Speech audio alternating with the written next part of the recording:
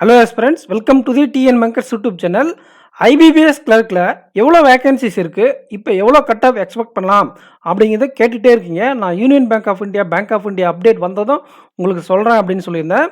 But ஆனால் இதை பற்றி நான் அதிகமான டிஸ்கஷன் போயிட்டு இருக்கிறதுனால ஒரு கட் ஆஃப் வீடியோவை நம்ம மேக் பண்ணிடலாம். உங்களுக்கு ஃபர்தராக எனி டவுட் என்ன நம்ம டெலகிராம் குரூப்பில் வந்து கேளுங்க. லிங்க் கமெண்ட் செக்ஷனில் இருக்குது. இது நம்ம சொன்ன குட் அட்டெம்ப்ட். இதில் குவான்டிட்டி ஆப்டிடியூட் ஈஸி தான் அட்டெம்ப்ட், அதனால தான் அதிகமாக கொடுத்துருக்கேன். ரிமைனிங் செக்ஷன்லாம் மாடரேட்டாக இருந்துச்சு. ஸோ அதெல்லாம் இந்த வீடியோவில் டிஸ்கஸ் பண்ணியாச்சு. மினிமம் நம்ம சொன்ன வேக்கன்சிஸ் 980 இருக்கலாம். ஆனால் 1165 அந்த ரேஞ்சில் நான் எக்ஸ்பெக்ட் பண்ணுறேன் அப்படிங்கிற மாதிரி நான் சொல்லியிருந்தேன். ஸோ 2 கட் ஆஃப் ஒரு 980 வேக்கன்சிஸ் மினிமம் அவ்வளோ கேரண்டி கொடுக்குற வேக்கன்சிஸ் இருக்கும் அப்படின்னு நம்ம அப்போ மேக் பண்ணியிருந்தோம். அதுக்கு 80 ± 3 கட் ஆஃப் இருக்கும்.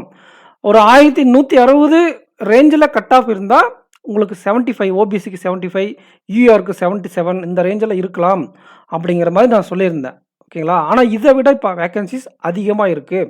இப்போ எவ்வளோ வேக்கன்சிஸ் இருக்குதுன்னு பார்த்தீங்கன்னா 1128 அப்ராக்சிமேட்டாக ஆர்டிஎல்லாம் வச்சு நம்ம கலெக்ட் பண்ணதில் இந்த ரேஞ்சில் இருக்குது. ஆனால் இதோட சேர்ந்து யூனியன் பேங்க் ஆஃப் இந்தியாவோடைய வேக்கன்சிஸும் உங்களுக்கு என்னவா இருக்க போகுது, பேங்க் ஆஃப் இந்தியாவோடைய வேக்கன்சிஸும் வரப்போகுது. ப்ரீவியஸ் இந்த இதில் சொல்லியிருப்போம் பாருங்கள், union bank of India minimum உங்களுக்கு ஆவரேஜ் உங்களுக்கு 80 to 90 எவ்ரி இயர் கொடுப்பாங்க வேக்கன்சி ரிப்போர்ட் பண்ணால். இன்னும் அவங்க ரிப்போர்ட் பண்ணுவாங்களா பண்ணலையான்னு தெரியாது, அது ஒரு கொஸ்டின் மார்க்கில் இருக்குது.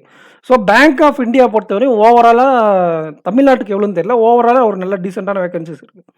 அப்போ இவங்க 2 பேரும் சேர்ந்து மினிமம் நமக்கு ஒரு 150லேருந்து ஒரு 180 வரை தர வாய்ப்பு இருக்குது. ஒரு 180 கூட 2 பேரும் ஆவரேஜாக சேர்ந்து தர வாய்ப்பு இருக்கிறதுனால ஸோ நம்ம 8 ஒரு 1308 இந்த ரேஞ்சில் இருக்குது.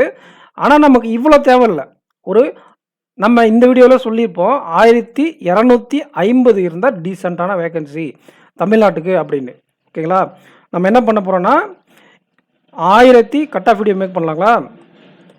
1250 ப்ளஸ் வேக்கன்சிஸ்க்கு நம்ம கன்சிடர் பண்ணலாம். இதை விட அதிகமாக வேக்கன்சிஸ் போக வாய்ப்பு இருக்குது.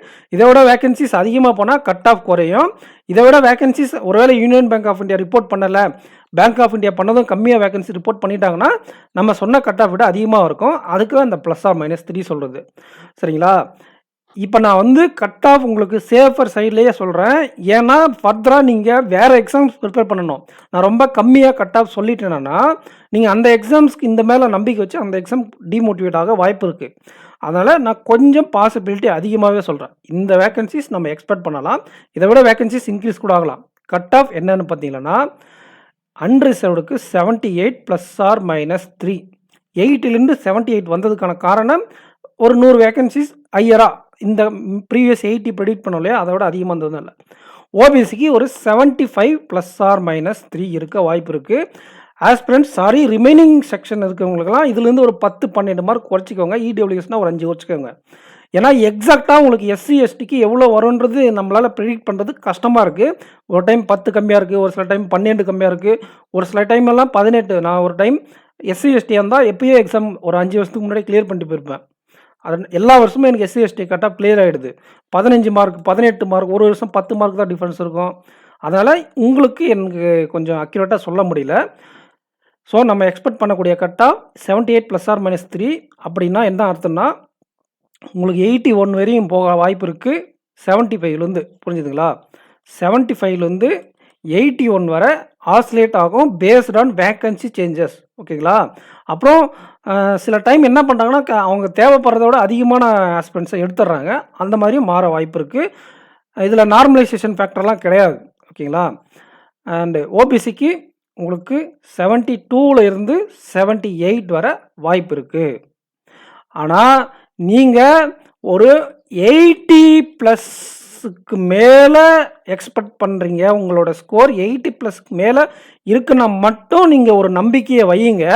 அப்படி இல்லைன்னா ஃபர்தராக எஸ்பிஐ கிளர்க் மெயின்ஸுக்கு படிச்சுக்கிட்டே இருங்க. இதுதான் நான் உங்களுக்கு சொல்லக்கூடிய ஃபைனல் அட்வைஸ்.